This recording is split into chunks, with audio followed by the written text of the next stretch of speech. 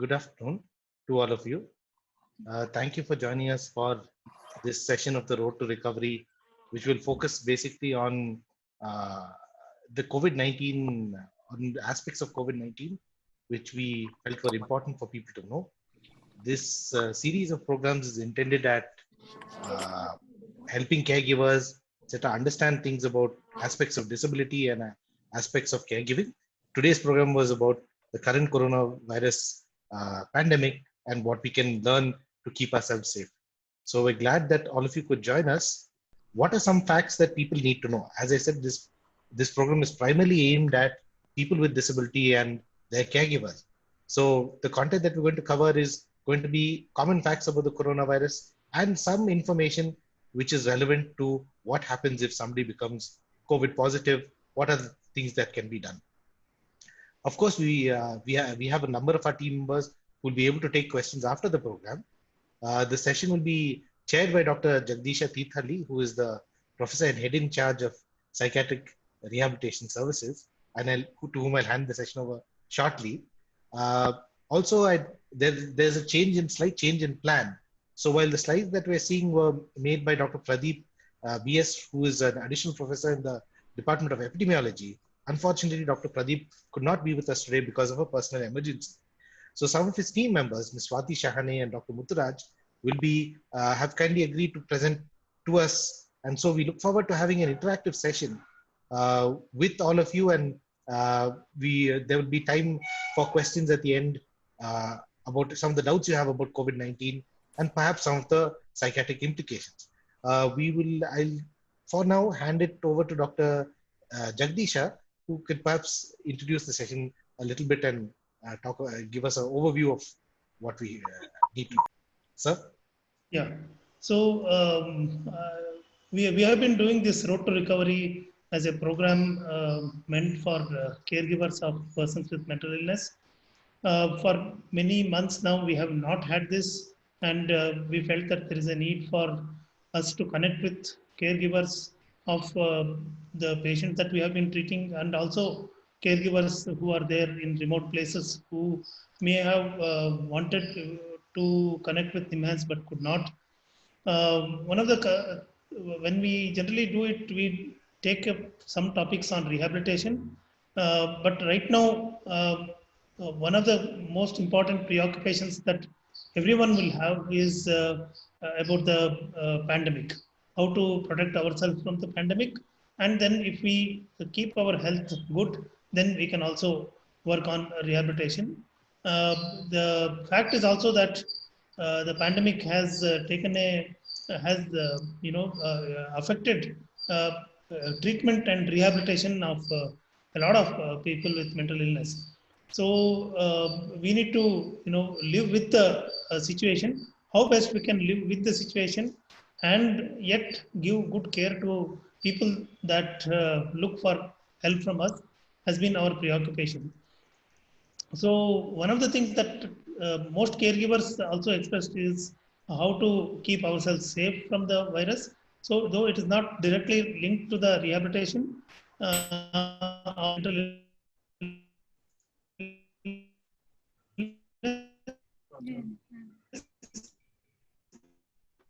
we felt that this is an important area because once we keep today was Dr. Pradeep. Unfortunately, he did all the work. He prepared all the PowerPoint slides, etc. He was very eager to talk to all of us, but unfortunately, he couldn't make it today. But because of some personal reasons, he has kindly sent his research staff to address all of us.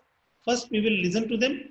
I hope that they will present something around 20-25 minutes. After that, we will take up questions from the audience. May I request the Ms. Shahane to start your presentation? So I will be speaking about a little bit of what COVID is, how did it come to India, and a little bit about the theoretical explanation of COVID-19, right? Okay. So Dr. Mutturaj will be taking over the rest of the session by explaining to you all about why to wear masks and what are the procedures to wear the mask, and what are the different ways that we can go on a path to, or go on a road to recovery, right?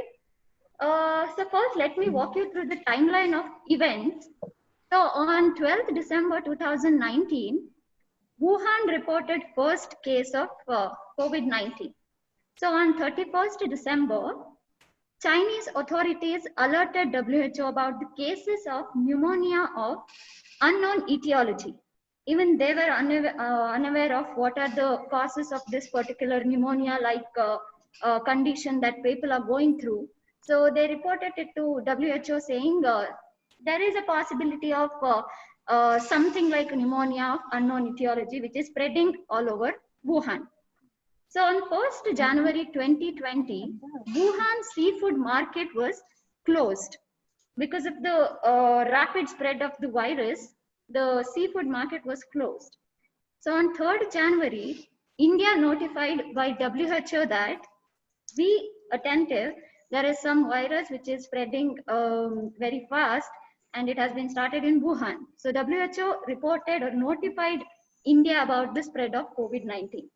So on 7th January 2019, NCO was identified. That is, novel coronavirus was identified. And the 12th January, Wuhan's first death took place. So moving on 13th January, Thailand confirms the first case outside China. So on 30th January, India confirmed the first case of COVID-19. So WHO declared it as public health emergency.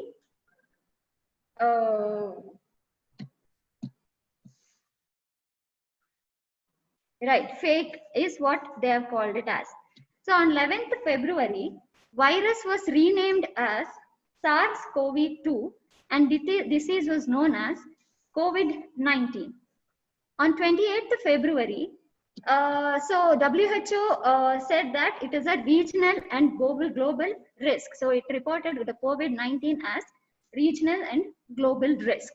So on 8th March, more than 102 countries had the local transmission, right?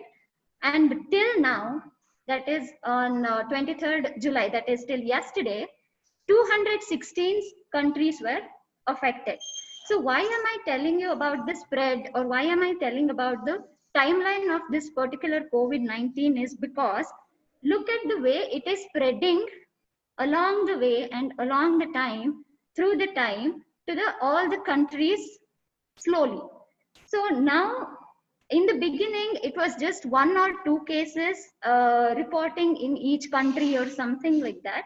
But so far, till yesterday, 23rd July, around 216 countries have been affected by COVID-19. So per day, take for example in Bangalore only, per day around 1,000 to 2,500 cases have been reporting so far. So starting from 1 or 2 cases per day, it is taking a rapid spread and it is going through a very high speed and spreading across the places. And right now it is around 1,000, 1,500 per day cases have been reported. So it becomes our own responsibility to take care of ourselves. We cannot be dependent on either government for lockdown, or we cannot be dependent on any other people for us to find vaccines or just have any medication be ready for us or something like that. It will be ready. We will receive some vaccine or some medication for COVID-19, but until then, it becomes our own responsibility individually to take care of us and our society together. So looking at the timeline and looking at the spread of the virus, it becomes individual. We have to put in effort individually to save ourselves and others. Moving on, just next 3 slides will be I'll be talking about the data, how many cases have been reported and how many deaths have been occurred. So worldwide data, if we take, as on 23rd July 2020, around 1.5 million cases have been reported, but around 6 lakh and 19,150 deaths have been reported. It's around 4.12% of overall data, the worldwide data have been reported death. So if we look at the worldwide data, around 4% of people are dying because of coronavirus. If we look at the Indian data, around 12 lakh 87,945 cases have been reported and 30,601 deaths have been occurred due to COVID. This states us that around 2.3% of the overall data nationally is the death is happening because of COVID. So when we compare it to the worldwide data, 4% death is happening worldwide, and in India, coming to our own country, around 2.3% of deaths are happening because of COVID. If we come to the state and if you see the Karnataka data, around 80,863 cases have been reported and 1,616 deaths have been reported because of the COVID, which constitute around 1.9% death. So if we look at the worldwide data, it's 4% death is happening. If we come to the nation-wise, around 2.3% death is because of COVID. And coming to the state, around 1.9% death is occurring because of coronavirus. So if we look at the mortality rate also, around 80% of the people are with the mild symptoms, and around 16% of them require hospital care, and around 4 to 5% of people need ventilator support and severe care with respect to COVID. So around 81% of the people do not need that much of a severity of taking care of them, or ventilator support, or oxygen need, or anything which is very severe. So 80%, 1% of the people are just being positive towards the, are being positive when it comes to COVID, and then they are recovering themselves and being recovered by the coronavirus disease. So moving on to the epidemiology of COVID-19, agent coronaviruses belong to a family, large family of RNA viruses. So the coronaviruses are coming from the family of RNA viruses. That the RNA viruses are the viruses which has RNA as its genetic material. Like how we have DNA as our genetic material, the coronaviruses have RNA as its genetic material. That's why if the coronavirus enters our body, it alters the RNA in us and then goes on altering or spreading through the body. The etiologic agent for COVID-19 is SARS-CoV-2, which is a novel coronavirus. So why do we call it as novel coronavirus? Novel meaning new. So we don't know anything about this particular coronavirus that we are facing, the pandemic that we are facing, because it's a new coronavirus. So if we have a fever, or if we just have any other kind of fever kind of illness or something, we have our medications, tablets ready to give it to the person who is suffering from some other kind of fevers. But for this, we don't have a particular medication or anything else ready for the person to get better. Novel coronavirus, the new coronavirus, still which we are learning a lot about it, doing research about it, requires a lot of research and studies to know how this works and how it is going to develop and how we can stop.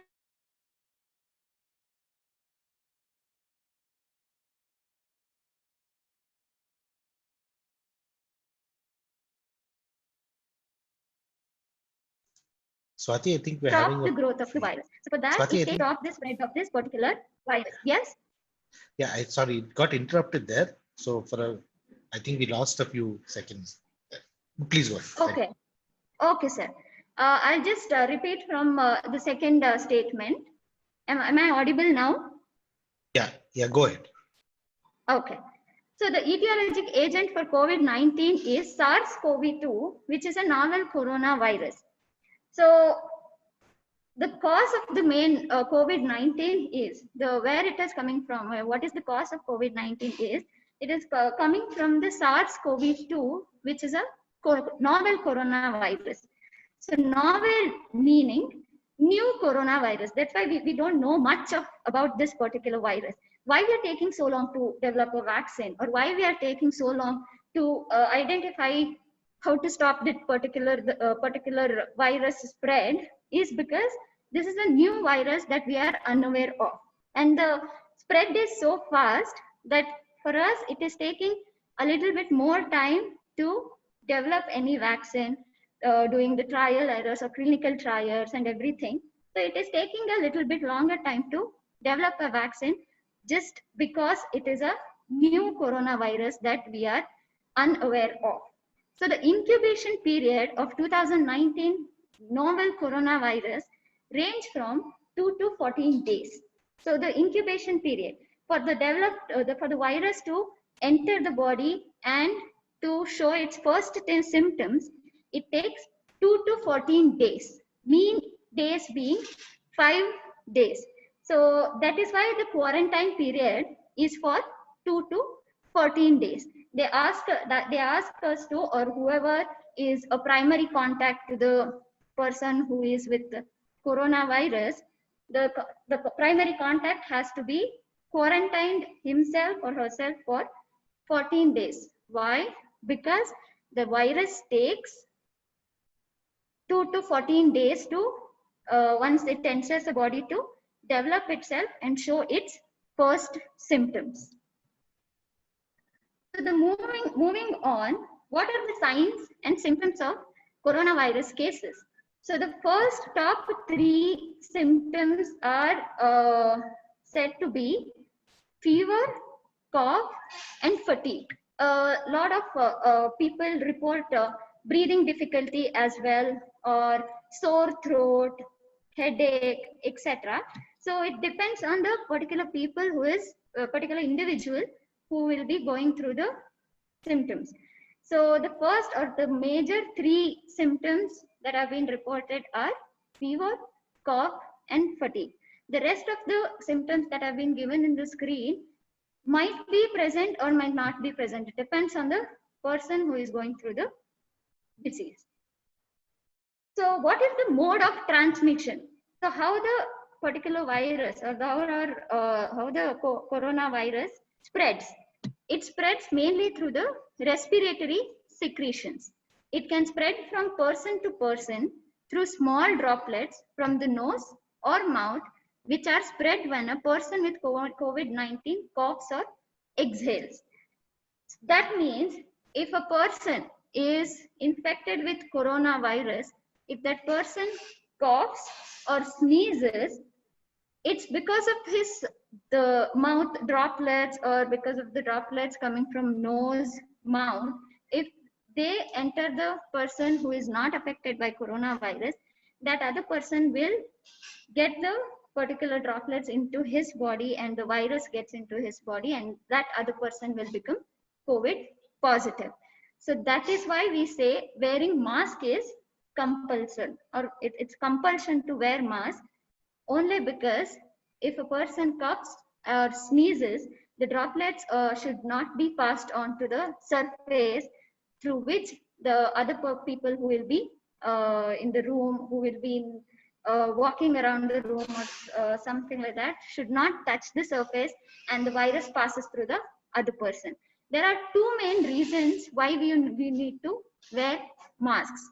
The first reason is if I am corona positive or a COVID positive person, if I cough or if I sneeze, if I just talk out loud, I should not let my droplets from mouth, nose, or from mouth and nose to transfer it to the surface. So that is why I am wearing a mask to stop spreading the virus from me to other people. Likewise, other people who are not infected also should be wearing masks, because if I am not infected, if the person who is beside me is COVID positive, if he or she coughs or sneezes, the droplet should not enter my body. If the person's droplets enters or virus enters my body, I will become COVID positive. So it is very necessary, if you are positive or negative to COVID-19, you need to wear masks to protect yourself and to protect others from getting infected. So what is the severity of disease? The mortality rate, as I said earlier, mild self-limiting illnesses, the 81% of people will be having mild self-limiting illnesses. For these people, they can take care of them at home, or they don't need hospitalization, or they don't need very or they don't need any severe taking care of severity of the person taking care should not be very high. So it's a very mild self-limiting illness will be experienced by 81% of people who have been affected by coronavirus. When it comes to hospitalization, 15% of people who have been affected by COVID-19 require hospitalization, where they will be quarantined in a room and they will be given appropriate medications and other things to look after. Around 4% of people require ventilator support, as well as other necessary care that a person with severe symptoms require. So when it comes to the data, around 81% of the people have mild self-limiting illnesses. Only 4% of people require ventilator support. So please look at the data here.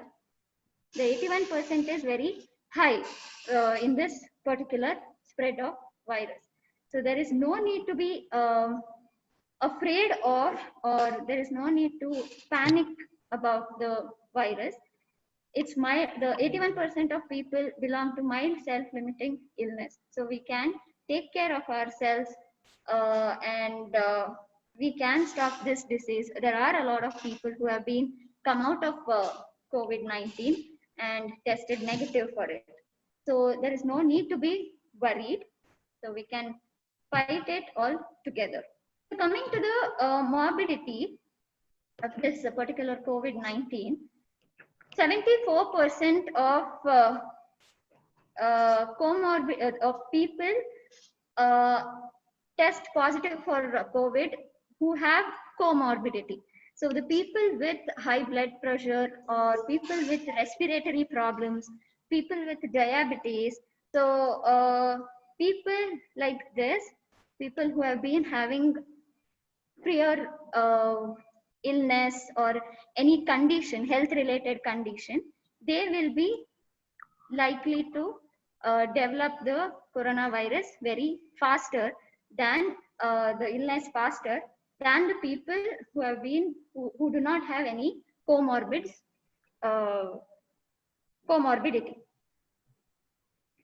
So this particular graph, this particular picture depicts how the person has been will be identified, and then he or she will be quarantined for several days. So if you look at this picture, the first person who is marked in blue is the case who has been identified in the community as COVID positive patient.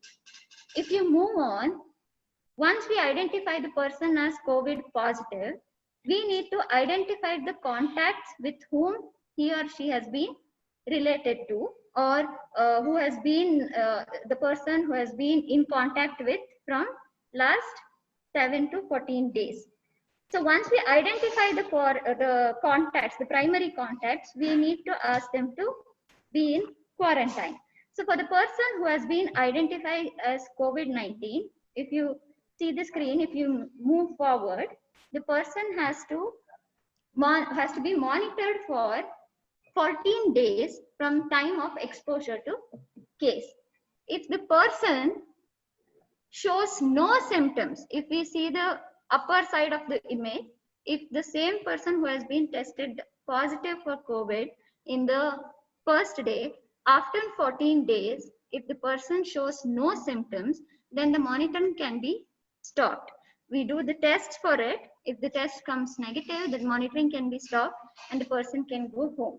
But if the person shows symptoms again we need to see if he or she has been come in contact with other people, and we need to identify the primary contact, and we have to start the same cycle for the primary contacts again. We have to quarantine them also and then see whether they have been tested positive for the particular illness. So if the person who has been tested positive in the first day, if the same person shows symptoms, we need to again isolate and test the person again for COVID and treat for novel coronavirus. If the test comes positive again, then again the person has to isolate himself, quarantine for 14 days, and then again he has been tested. If the same person tests negative for 2 consecutive COVID tests, then the monitoring can be stopped. So this is the procedure we go through for each patient who has been tested positive for COVID-19. So this is a brief explanation of what is COVID and how it has been spread and what are the symptoms it shows, and then how we monitor the case, how the person has been quarantined, how to contact the primary contacts and everything. So from now on, we will be speaking about the road to recovery. How do we recover from this particular illness? So I will be speaking about these next two slides, and I'll be handing over to Dr. Muthu. So the first thing that we need to maintain is physical distancing. So as I said earlier, the mode of transmission of COVID-19 is because of the droplets, or if we cough or sneeze, the droplets that come out of our mouth or nose will be on the surface of the table or chair or wherever we sit, and thus if the other person touches it, the person may come in contact with the virus and the virus may enter his or her body. So it is a mandatory that we maintain 2-meter distance with other people while we are talking to them or communicating with them. So this is why we need to maintain physical distancing. I have specifically mentioned it as physical distancing here. Everywhere it has been noted as social distancing, which is a right word if we take it in a right context. Social distancing doesn't mean we have to stay away from the society itself or people itself. We need to maintain the physical distance.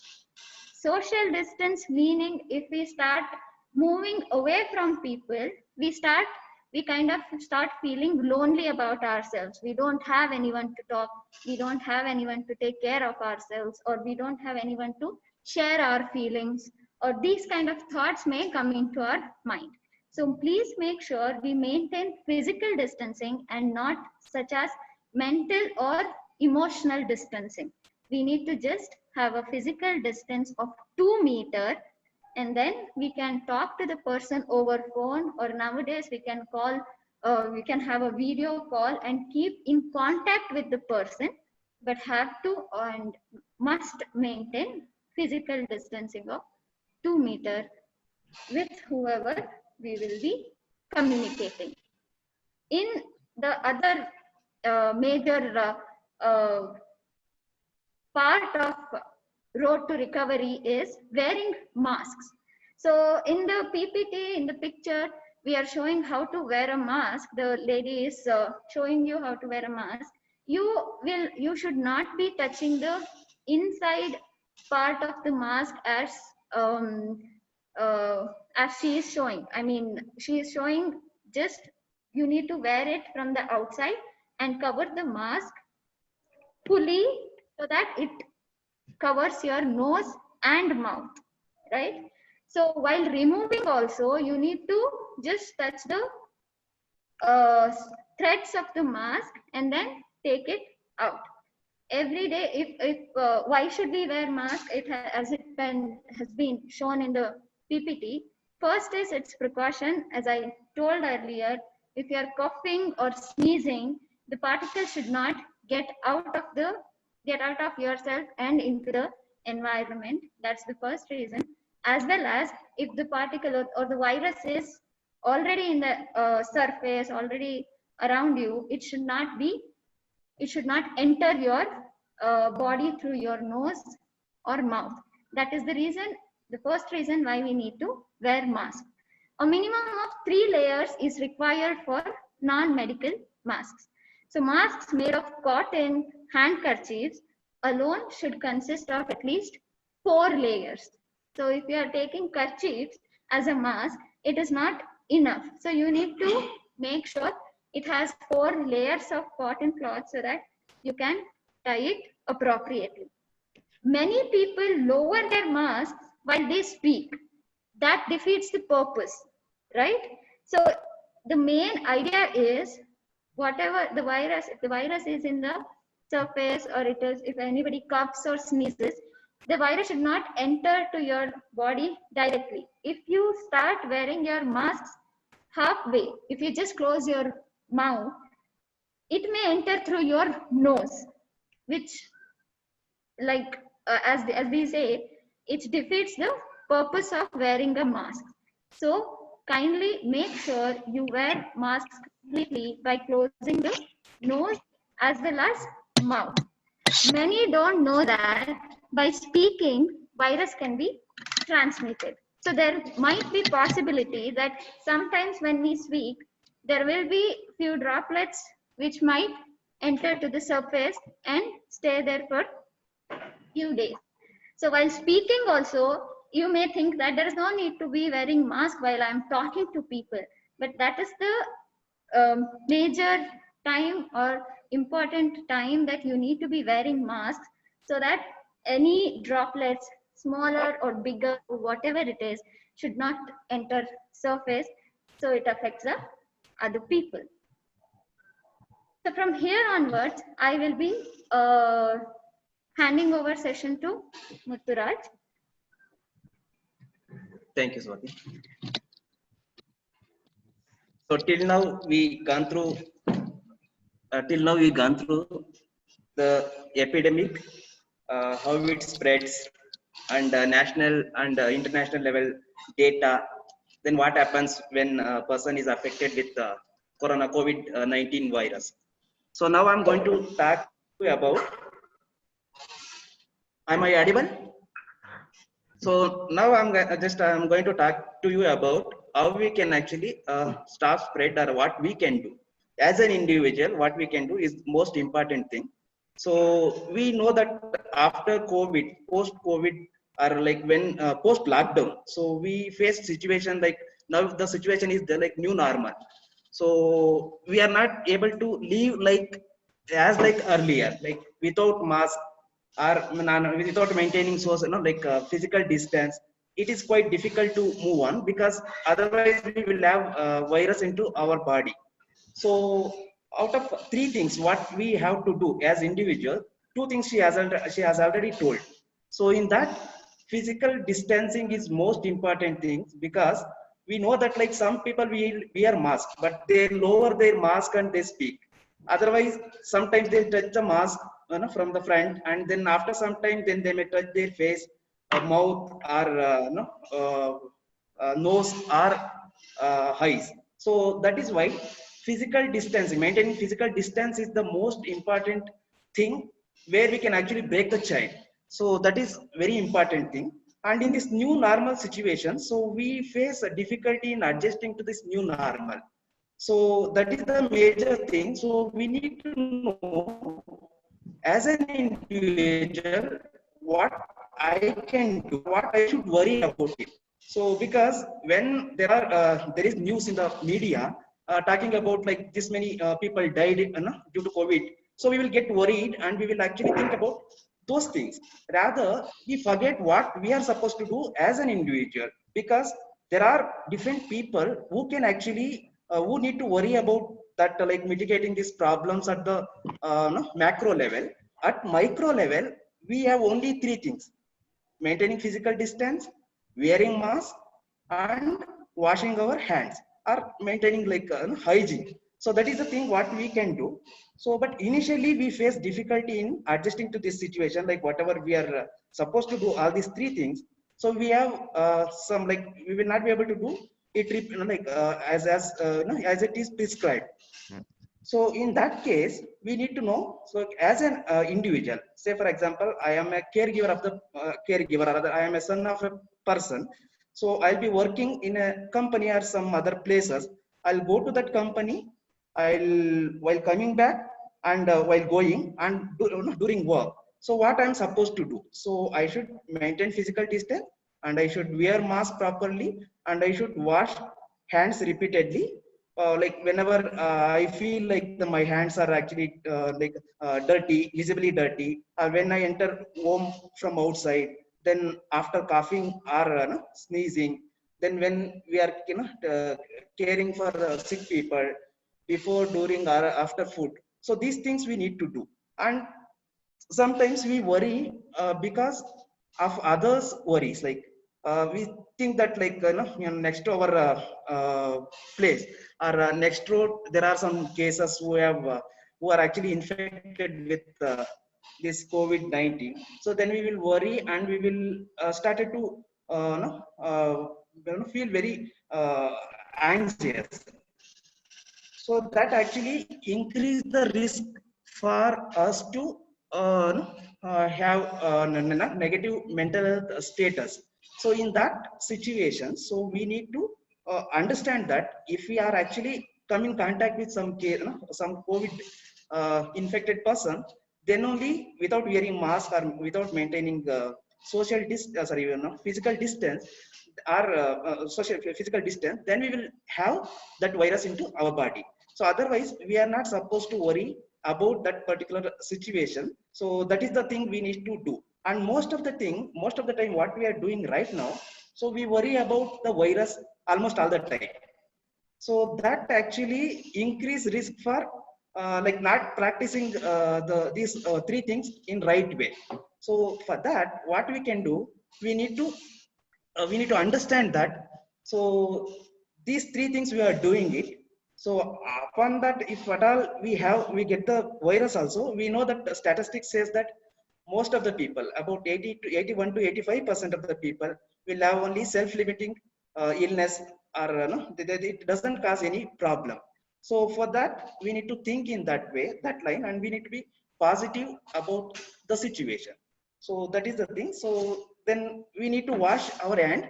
But at the same time, research studies also shows that like if at all we are increasing this behavior, like washing hands repeatedly, we also, due to this fear, actually we will our health anxiety will increase. So that is also one concern. We need to be aware about that thing. At the same time, some people will say that like this may spread through through vegetables or eat food and all those things. But as of now, there are no studies suggesting or telling that this virus spreads through these groceries or food. So but as usual, how we were doing earlier, like we need to wash vegetables how we were washing earlier, and before cutting the vegetables, and after washing the vegetables we must wash our hand. So that is actually very important things. We must wash our hand after washing vegetables, because we know that this virus doesn't jump from the vegetable to our mouth or our nose.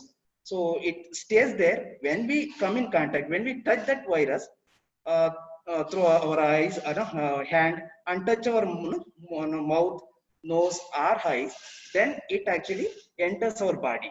So that is the thing we need to understand. So there are some people who are, they used to say that we have to wash this vegetables through bleach or some sanitize. We need to sanitize like that. They used to say, but it is not actually good practice. So we are not supposed to do that. Rather, we need to wash our hands after washing vegetables. And we need to practice this cough and sneeze etiquette. So we need to sneeze or cough by closing, like taking a elbow sneeze or this elbow cough, this thing. So if you do that, then definitely that this doesn't actually this viruses doesn't spread to other person. So that is very important. So we have to do this in order to stop spreading to our others. So this is very important things. We are not supposed to touch our eyes, nose, mouth, and even shake hand, because this is the practice we used to touch our face very repeatedly. So this is the behavior we will be having. So this, what we can do, this thing we are not supposed to do it. So consciously we have to think, and consciously we have to stop doing this. So this, if we consciously do this for some days, then definitely that frequency of this touching face would be reduced. So this is we are supposed to do. Then when we actually have symptoms, sometimes even during this time, definitely we feel cold, or we may have cough, or we may have fever, but it doesn't mean that person is having COVID-19. So when we have such kind of symptoms or signs, definitely we are not supposed to be panicked, or we are not supposed to go to hospital immediately. So that is why there are helplines. So even state government helplines as well as national helplines are there. So Karnataka COVID helplines, you can actually call 104 and report whatever issues you are having. And one more thing, like if at all we feel sick, like cold, cough, or fever, we need to stay home during that time. So, and at the same time, we have to maintain physical distance from others, and we must wear mask. So that is very good practice, because we don't know. This data also says that irrespective of age, gender, and anything, so person may infected with this virus. So that is why we have to be careful. Take bath once you come home. Wash your use clothes separately. So we're not supposed to be panicked, even at all. Like if you have some symptoms like COVID, then follow government guidelines. Most of the time, what happens, like even in media, they say that they say things like this is spreading through. Now there are some people who are actually, since we are working with the community, they ask that this COVID-19 is spreading through air or airborne disease, but actually till now there are no evidences. So even like there are evidences, they say that like if people are actually in closed surface, I mean closed room where AC or fan is on, so there actually it spreads. Rather, it doesn't spread in open spaces. So that is why maintaining 6 feet of physical distancing is advised by the government. Then, as already I mentioned, if you tested positive for COVID, so we are not supposed to feel anxious or panic. So we need to follow what authority or person who is in charge for that.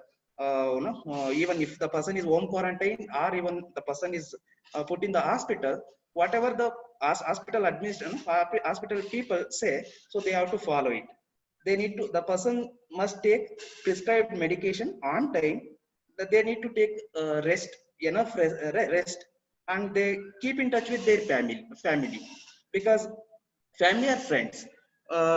that actually gives them some emotional support, and report they need to report immediately in case of severe breathing problems. Nowadays people are actually put in home quarantine also, so they need to report immediately if at all they face some no, kind of breathing difficulties. So now, as we no, mentioned, home quarantine is also possible. So that is why. So there are in the community people says that like if at all we no, have we come in contact with some people or we have COVID-19 symptoms, people, no, the government, the hospital people are actually going to take us and they put us in some places where we don't know. So like that they are panic, but actually it doesn't happen now. So even earlier also they used to take good care of them. So that we need to understand. Then there are some people who are actually having doubts about like there are no beds, or if at all if I get the virus, no, where I can take, where I should go, or there may not be beds like that. We will be having no, doubts. But actually, so as the data says, 85% of the people who are actually infected, they don't require any no, even sometimes a treatment also, because they will recover by themselves with the existing immunity whatever they have. So if at all the the beds are required due to some severe breathing difficulty or some other illness, then definitely government is equipped and the government will provide facility. At the same time, nowadays most of the people are put in home quarantine and they are provided treatment. Then we need to limit media and WhatsApp university, because most of the time this rumors spread across media or WhatsApp these messages. So that is why we need to see those things for entertainment, not for the authenticated news. So only we need to visit the authenticated government website or other WHO website for facts and myths. So this is the very important thing. Now it takes some time to adjust. At the same time, we need to maintain. Actually, we need to understand that what in what level we are actually we are there. Like as an individual, I need not to worry about the at macro level. This many cases are actually coming per day. I need to know. I need to actually do what I can do to prevent from spreading from others to me or my family. So that is the only thing is under my control.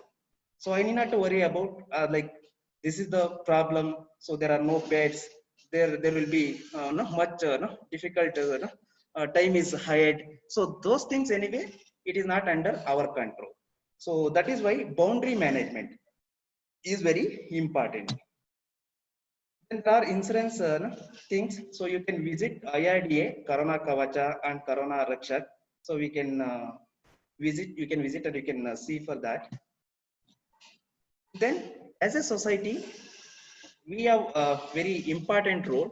If at all we are worried, so people who are actually next to us, or our relatives or other people who are with us, they will also get, they will also feel anxious, and they will also be like it is problematic for them also, and even for children also.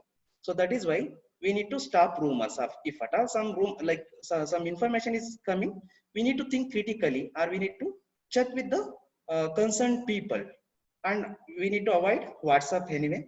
Then we must manage our stress.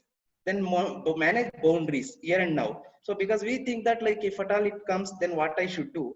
So till that time anyway, we don't know whether we are going to develop it or we are not going to develop. So till that time, we are not supposed to worry about that. How we can manage our stress? So we think that like by discussing about this corona most of the time, definitely this reduces stress. But sometimes when we are actually thinking about this COVID every time, so we are focusing on only corona. So rather, that is why this new normal situation. So this is new situation. But whatever we were doing earlier, so we need to practice it right now. So earlier we may be practicing some healthy behaviors, or healthy habits. So those things we need to bring it back right now. And rather than just saying that I'm not going to worry about COVID, so we need to do whatever we are actually doing. So if we do it, definitely these worries or these thinkings will go away. So then definitely we'll be able to manage our stress. So then year and now, like till now we are safe. Or if at all if it comes also, there are the things like there are options what we can do. So we need to think in that way, and we need to manage our stress. Then it is very important, like we need to live, at the same time we need to let others also live. These are the videos, training videos. It is in Kannada. Then COVID bed availability in BBMP Bangalore, so is also available in the in this site. So we have this helplines we can contact whenever we have emergency. Then we have a program called Yuva Spandana. So this program Yuva Spandana is sponsored by Department of Youth Empowerment and Sports, Government of Karnataka, and it is technically technical support is being provided by Center for Public Health, Department of Epidemiology, NIMANS. So through this, we are actually providing guidance services for people who are actually having any issues, not only health issues, relationship issues, safety, then gender, sex and sexuality, all youth related issues we are providing. In this current situations, our US Spandana Kendras are all across 30 districts, and Yuva Samalochaka and Yuva Parivartakas who are trained to provide professional guidance are there in every US Spandana Kendras. During this situation, we are actually creating awareness among community and different youth groups. So they go to them and they will create awareness. At the same time, they will provide our information, like every district information, phone number and all those things. And they say that if at all anybody requires help, they can contact US Spandana Kendra and they can take guidance support.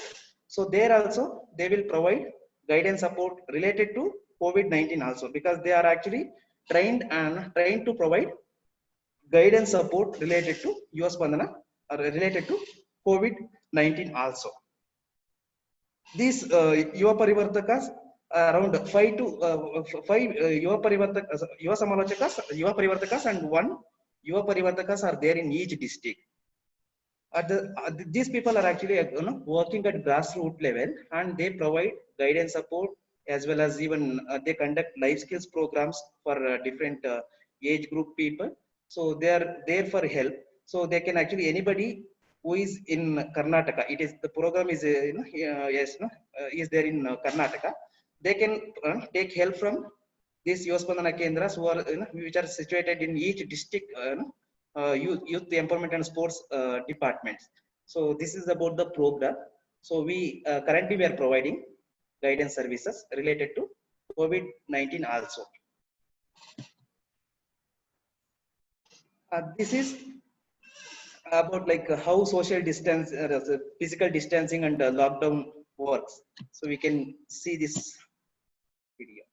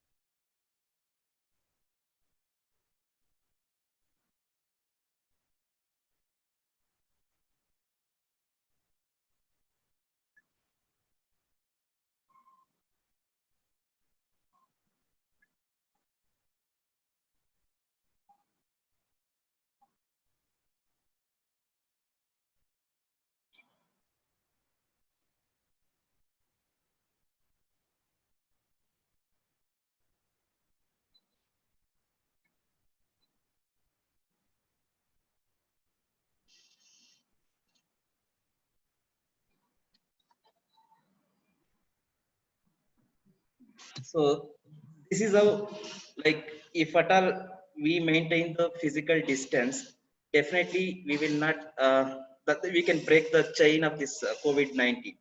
So in concluding, COVID-19 is caused by SARS-CoV-2 respiratory pathogen, easily transmissible from person to person. Elderly and comorbid are at higher risk. This pandemic with global public health consequences. So what we can do is maintaining physical distancing, wear mask, maintain hygiene. We can call 104 or 1075 in case of emergency. Then we need to be we need to understand that partnership in public health is a key to success. So that is the thing we need to understand. Okay. Uh, so here we end our presentation.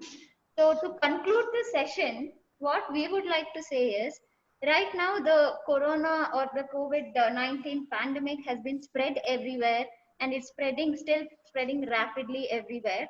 And people are under stress and they don't know what to do, where to go, and how to deal with it if we are ever tested positive for the particular disease.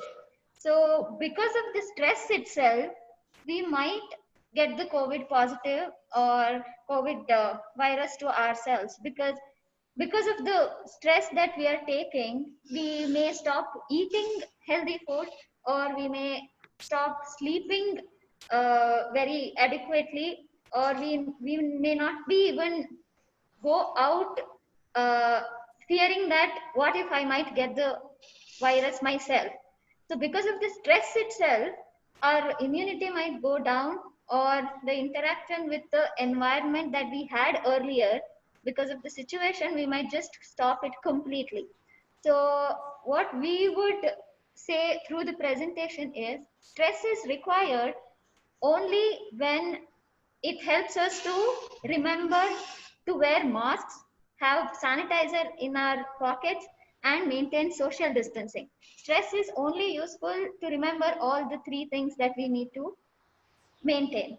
If the stress goes beyond that, like right here, right now, what can we do is just practice these three procedures. Other than that, even we can't do anything else. Even if we are tested positive for the COVID, there are helplines, and as you heard from the presentation, around 81% of the people are going through mild symptoms and they are getting back to their normal life.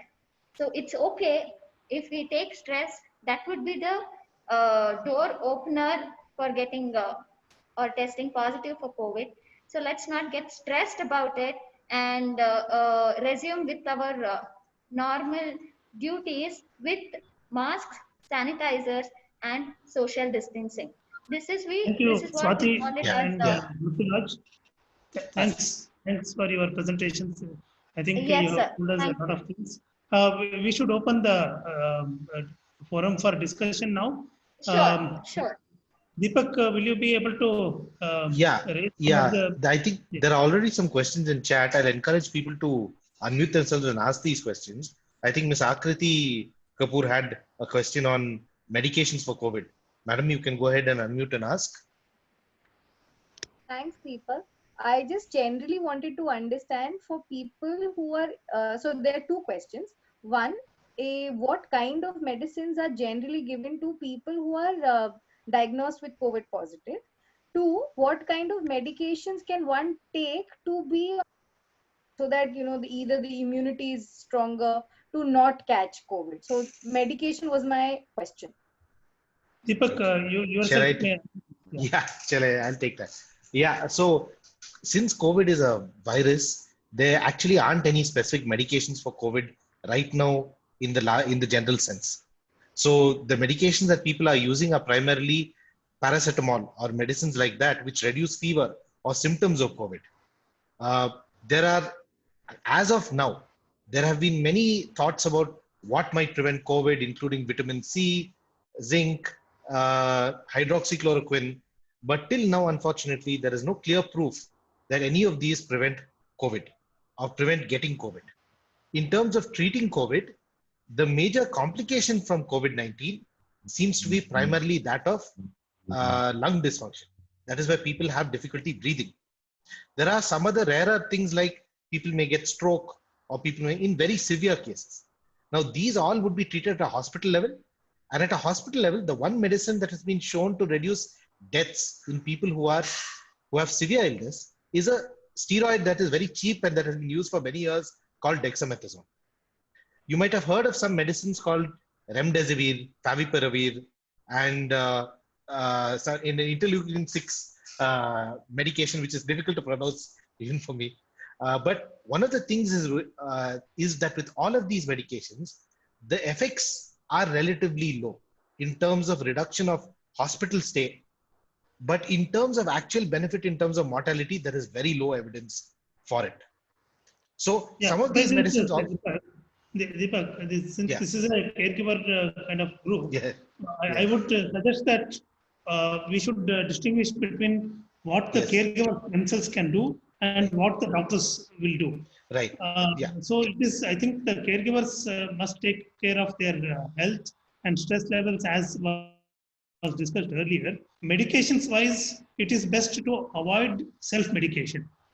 There is a lot of, you get a lot of messages from various sources about this medicine works, that medicine works, etc., etc. Fortunately, they are not available on the over the counter, so the caregivers may not go and buy them and use them by themselves. But when it comes to antivirals, immune modulators, etc., I think it is best that we should trust the doctors that we will go to, and the doctors will know the best for that today's evidence, and they will do us the best. Just to add on to that also, that even in terms of prevention and certain guidelines, there are some guidelines which do recommend things like hydroxychloroquine. Please don't start these medications without actually talking to a doctor first. Even before there may be tests done that like an ECG and other tests that need to be done before you start something like a medication. So please don't start anything on your own without discussing with a doctor first. But per se, there's no need to take any medicine right now, which you would need to prevent COVID, other than if you're already taking some medications for blood pressure, diabetes, mental health, you should continue with those medications until there is any change told to you by a doctor. Take up the next question. Yeah. I think we also have a question about the duration between one test to another if it is negative from Mr. Janardhan Babu from Kelamuthu. You can ask your question, sir. No. The idea is in the presentation, she was mentioning about if it is found negative, the monitoring, So what is the time? Is there any time duration between one test after the another test? If you could mention, that will be a little more good for the caregiver. Shall I take that, sir? Yes. Yeah. So again, the guidelines have changed. Also say that there are many other doctors who are logged in. They can also volunteer to answer some of these questions. Deepak, you can answer this now. Sure. The guidelines again have changed. So initially there was a need to have 2 negative tests once you were tested positive. The WHO the World Health Organization has modified its recommendations, and the Indian government has as well. So after home isolation, somebody who has mild or less symptomatic, they will not need to get a retest again. The home isolation will end 17 days after the test, and at least 10 days of being symptom free and 3 days of not having fever. The only time when a test is done is if somebody has severe COVID. Okay. One of the reasons why people may ask, why should we not test again? Why do people not? Because it's worrying. But one of the things we have understood is that the virus, though it may show up in the test, it doesn't mean the virus is infective. The test is picking up even particles of the virus, which the virus is not active, essentially dead virus. So people may continue to release the virus, but they are not able to infect other people. So this period of time by the WHO is supposed to be 10 days after symptom onset. So you'll see that the home isolation guidelines talk about 17 days after onset or 17 days after test. So that is what you would do. You don't need to have a repeat test unless you are in hospital and have severe illness. I think others also could contribute, any of the others could contribute to that. that as well. Any of the other doctors in the Yeah, thank you. Yeah, I think I agree with your answer, Deepak. So you can take up the next question. Sure. Yeah, I think Mr. Harsha Bed, Ms. Harsha Bed had a question about caregiving during the pandemic. Madam, you can go ahead. Yes, this question was more at the psychological front. So it is basically like the caregivers are facing a lot of dilemmas. So I just wanted to know as to how do they manage these stressors better during these times. Sure. Thank you. Yeah, Aarti or Yeah. somebody can take up that question, Aarti. Okay. With respect to caregiver stress, I think I've recently had a program with the caregivers group, and we had shared the NIMHANS helpline numbers where people can call in to talk to professionals who possibly can guide you on handling basic stress and provide intervention strategies. Apart from that, I think it's best if caregivers can get in touch with their rehab team or psychosocial team or doctors and try seeing if some activity schedule can be made in for the client so that they can better manage the client. And I think managing the client and work life balance could help manage the stress in some. I will text in the details of the helplines, and there are some guidelines by the ministry also which have come out towards the end of March by the Ministry of Social Justice and Empowerment, which talk about what all are the facilities available extra for caregivers and patients with disability, which I think could be helpful.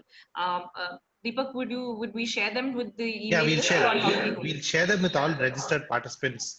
Done. At the end of the So both the helpline numbers, there's a separate helpline page for mental health professionals. If they have any queries on how to handle caregivers and patients, they have a separate line, and caregivers and patients have a general mental health helpline by the NIMHANS COVID team. Thanks. All right, thank you. Thank you. I think we do have one or two more questions in the chat at least. Okay, I think sound may be an issue. The question is, when exactly does the virus spread from the affected person? During his or her illness period or at the end of illness?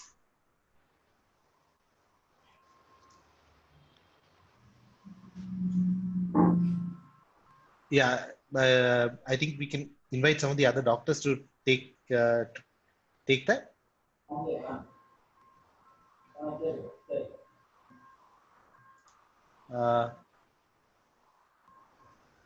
Dr. Madhu or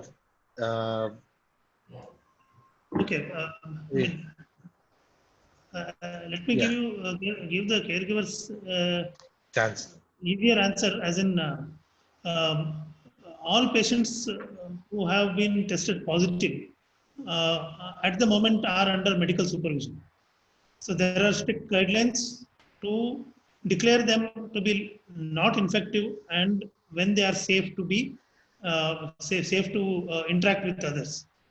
These guidelines may change periodically, but one answer that I can give is that when a person is tested positive, if he has to interact with anybody, take a clearance from a specialized doctor.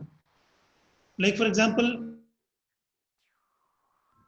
in Bangalore, the BBMP doctors will tell, okay, now it is safe for you to interact with others. So they do it with a lot of guidelines being followed. So I don't think caregivers should take it upon themselves to say that, okay, now I have waited for so long, now it is easy for me to, it is safe for me to interact with others. So it is always best to go by a medical opinion as to when a person who is infected is safe to interact with others. So I think the answer is very simple. You ask your doctor. I don't think we can take that as a general answer because each individual patient has his own, individual factors which will determine whether he is infective or not infective. It also depends on with whom he is interacting, whether they are elderly whether they are compromised themselves. So a lot of these issues are there. So best is to take the advice of the doctor. And fortunately, as of now, the government is monitoring the treatment of each and every person who is infected.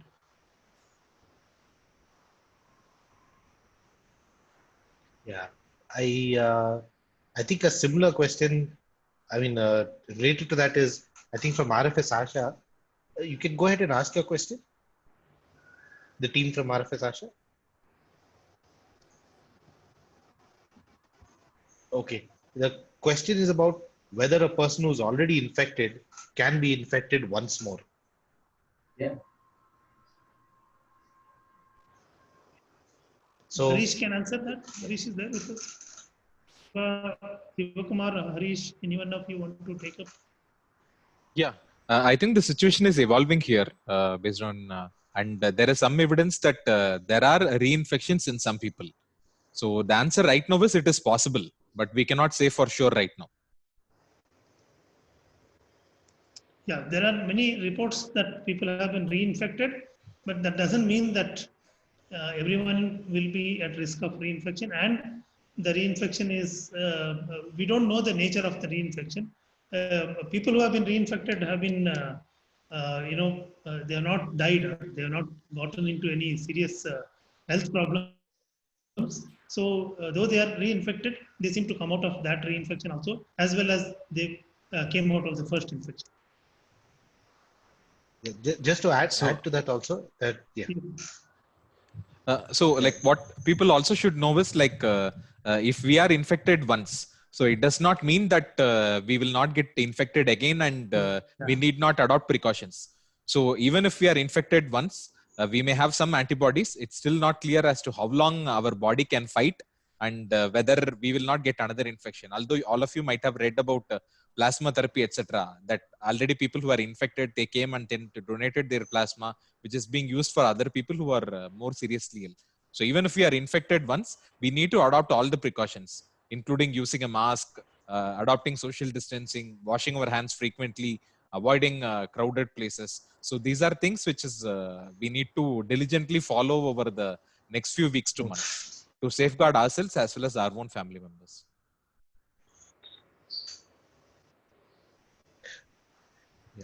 Yeah, I think we also have another question from Ms. Rahul Ramachandran.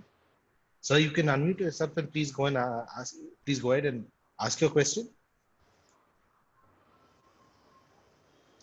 This is about PTSD. Mr. Rahul? Yes, sir. Good afternoon. Yeah, good afternoon. Yeah, yes, sir. As I have mentioned in the chat, sir, there is a simple question which I had to put forth. The doubt is there are a lot of people, as we saw in the comparisons with respect to number of victims and deaths. What happens to the people who have actually gotten cured and also have a lot of others new stressors jumping in, like the physical barriers that pop in? There is also the psychological barriers, and also the economical status goes down. That's a lot of PTSD for a person to handle. Can we have a generalized scheme for us to handle the kind of people that we are going to see as soon as this thing comes down, hopefully soon? Yeah.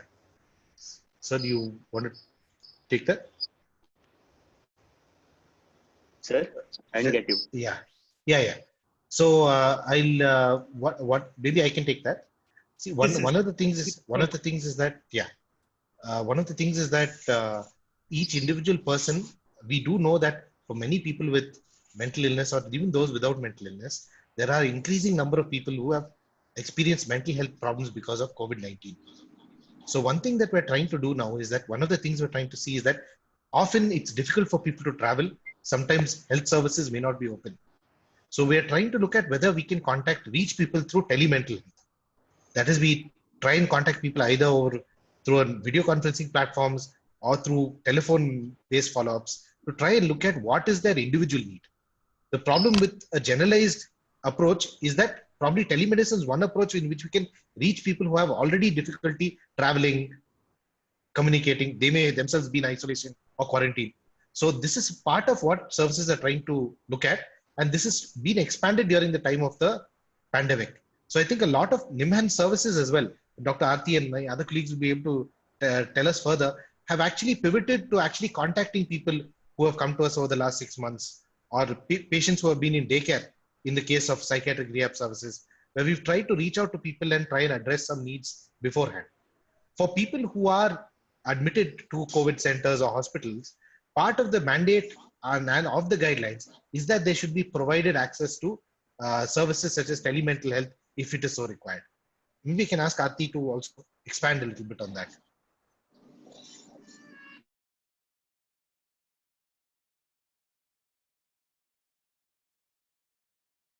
Was highly clinical that you were talking about, but I think when you read out when you explained about it, it was more to do with the psychosocial situations around and about how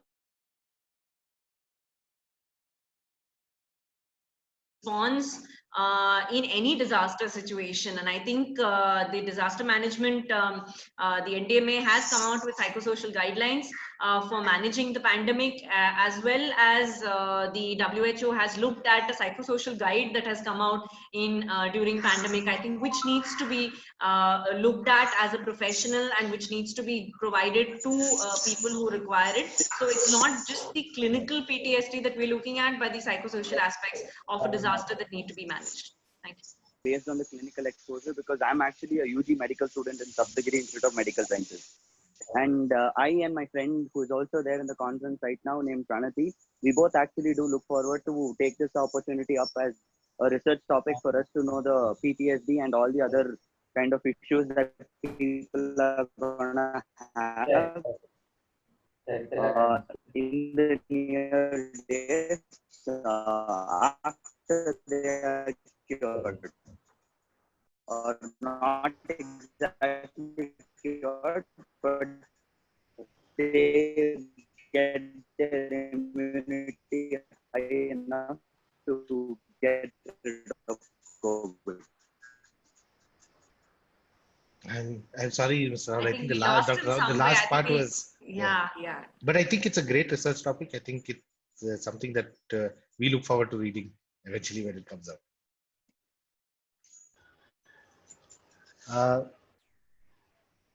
I think that's pretty much all the questions.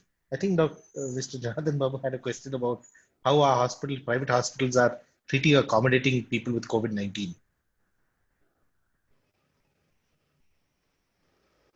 Perhaps we could throw this open to some of the other doctors as well. Does anybody want to take up this question? That's about private hospitals. Yeah.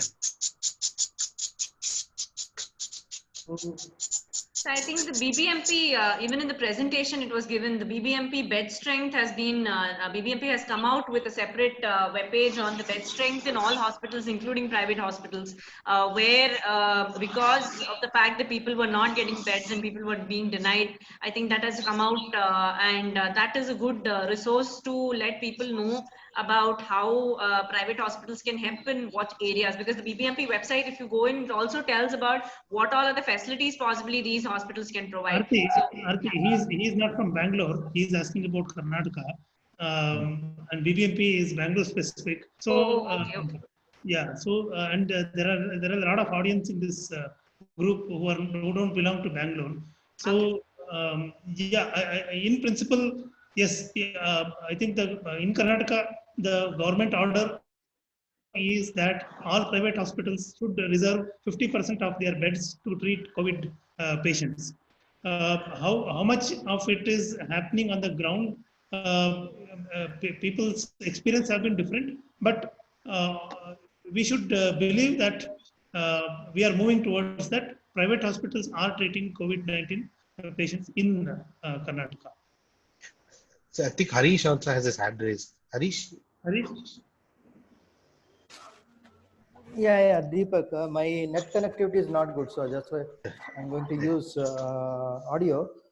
Yeah, sure. Just to add on few things for what Dr. Aarti and Dr. Jagdish sir has mentioned, I think for more accurate information, people can visit the respective state government health department website, usually which are maintaining COVID dashboards. So even at India level, the Ministry of Health is maintaining a COVID dashboard about the statistics and, for example, some new COVID Kavach kind of new insurance policy introductions, those kind of things. So better and accurate information can be from these government maintained websites is one thing which I would suggest as an add-on to this. The second thing, I think someone has asked about the trauma or post-trauma kind of experiences of people. So I did come across a few resources, video-based resources, which were specifically for family caregivers and specifically for survivors by different universities, which I can share with the registered participants the links, which perhaps they can go through to see. Because anyway, the kind of the personality and the level of trauma would dictate what is the kind of outcome. So it would be difficult to predict in general and to describe anything. In addition to that, last one thing that I would like to add is that World Health Organization is freely offering online courses on this COVID for anyone who can just register and can learn the basics about the transmission or the kind of precautions that needs to be taken and many other current progresses. So anyone can visit openwho.org, can register and to learn more accurate and authentic information. Yeah, Deepak, done. Yeah. I would like to add here that WHO has given very good self-help tips also, which every one of us can follow to overcome stress. I think we can share those with our participants. They're very simple and written in plain language so that everybody can understand, which everybody can practice at home to feel relieved of stress. I think there's a related question from Ms. Gayatri Kat. Madam, you can ask your question.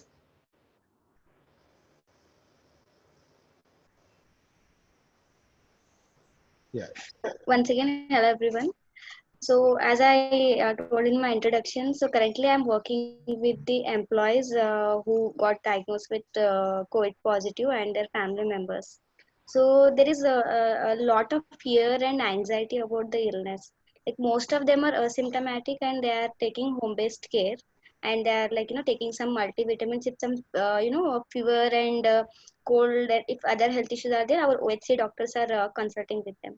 But the main issue is that most of them are reporting sleep issues. So though I tried to explain sleep hygiene techniques to them, like few of them are able to manage with that, but others are reporting severe sleep issues. Like, do you recommend any, is there a need of referring to psychiatrist for them, or like what call to be taken? Even I discussed with my manager over here, like she told like you check out with your mentors first and come back to me. So I was just, trying to understand if it is not psychosocial or is it something related to illness? Shiva, you want to take that? Yeah. The first thing is about giving proper information about COVID, because I think there is a lot of anxiety among the general public about COVID. We need to understand that it's a viral fever which all of us have contracted at one point or other during our lives. The only thing is the mortality rate here is about 1 to 2% among people who are elderly and have other medical problems. So that is point number one. Second, when it comes to stress, I think it may also to do with a person's routine getting disturbed. Say, for example, a person who was actually going around, traveling a lot, meeting people, right now is homebound. So that does not feel normal for you. So then in that situation, I think we need to go for certain individualized stress management techniques. I think some of those resources may be shared with you. The third issue is also about loss of income. We do hear a lot of people like when they are on quarantine, then they are actually not paid. So is there an economic angle to it? And what is it that that organization can do as a policy so that they feel supported during this? Because especially for contract staff, that can be a big source of stress, something which cannot be mitigated just by informing them about COVID. So I think that the issue would be multifold. And for as far as sleep issues and other things are concerned, so I think that once you have done the information part, reassured them, ensured that they have got adequate income and basic support, etc., and still if proportion of people they have some sleep related issues, I think it may be worthwhile to seek a consultation with the doctor who can prescribe medicines if necessary. Thank you, sir. Thank you so much. Like considering the part over here. Yes, sir. I think sudden changing in the lifestyle, that is also affecting them. The second, significantly social distancing or socially interacting is impacting on our social life. I think that's also impacting our sleep disturbances. Thirdly, severe anxiety about the illness, overthinking, and media also, I can say at this time, media is actually leading or misleading, we don't know. But I can suggest in this forum, kindly reduce the watching media, just read the newspaper or go through the government guidelines. That's going to sufficient. You have more information and it leads to more anxiety. Instead of that, we need to collect the necessary information and need to practice. That is going to be a take-home message at this forum. We need to collect the information which is necessary and we should practice severely. That is going to be important for us. I think, thank you, Reddy, and thanks. I think it is time for us to wind up. This session has been very useful, I guess. Most caregivers and other participants have gained a lot of knowledge. And I will ask the presenters to say the last few words before we close the session. Swati and Mutturaj.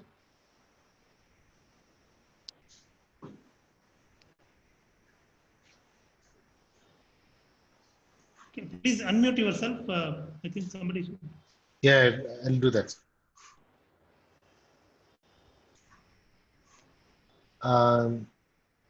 We've asked them to unmute. Mutturaj. Yeah, yes. Please. Your last few words before we close the session.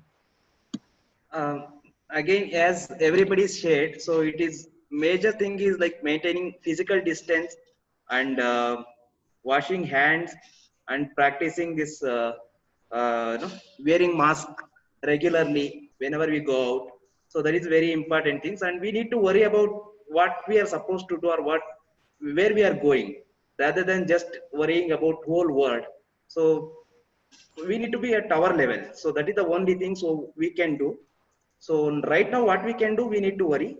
So that is the thing. So it reduces our stress as well as actually it helps us to practice good practices, like whatever we do, and we will be able to adjust to the situation also. So after 2-3 months down the line, definitely we'll be able to adjust to this situation. This is an abnormal situation, and our responses are actually normal, even though it is anxiety or we are panic. So it is normal response to an abnormal situation. So that we need to understand. So it is normal thing. So that we must understand and we must go ahead. Thank you. Thank you, Mutturaj. Is Swati there? Is there? No. Yes, sir. Please convey our thanks to Dr. Pradeep after you finish. Yes, sure, sir. Sure. I'll convey my thanks to Dr. Pradeep. Your thanks to Dr. Pradeep, and thank you very much for the opportunity. It was great for us to listen from all the doctors here, experts here as well. So we learned a lot from them as well. So thank you so much for the opportunity, sir. All right.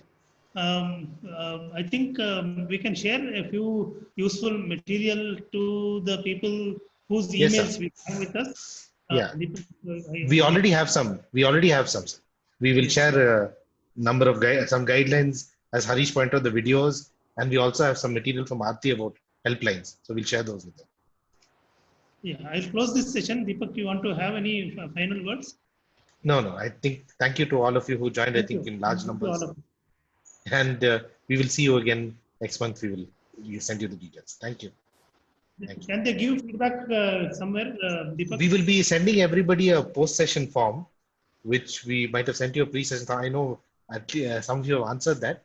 but we'd like to know how much this helped, whether we should do it differently. So if you could do that, that would also be of great help to us in terms of changing the.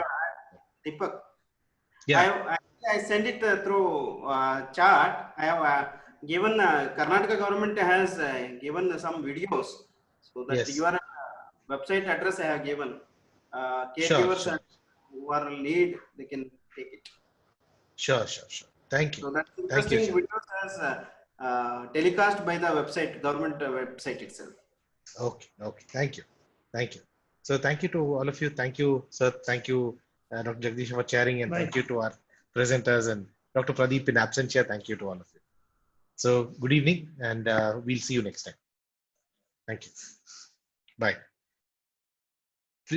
Priyanka, before you leave, if you could just save the chat as well, including some of the things that Dr. Shanivaram and Dr. Shiva have saved for us. Yes, sir. Huh. Yeah, Sure. if you could do that. Huh. Thank you.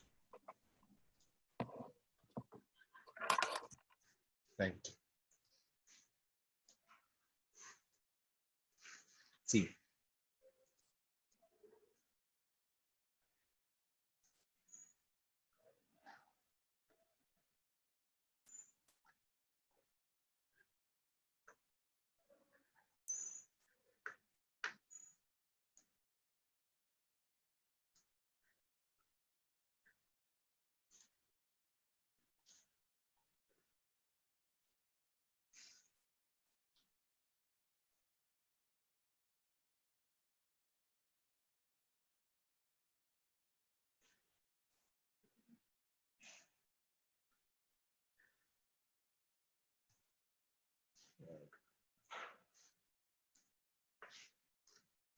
Thank you. Thank you to all of you again. We'll be closing for now.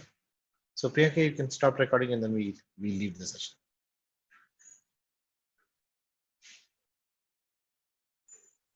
Thank you.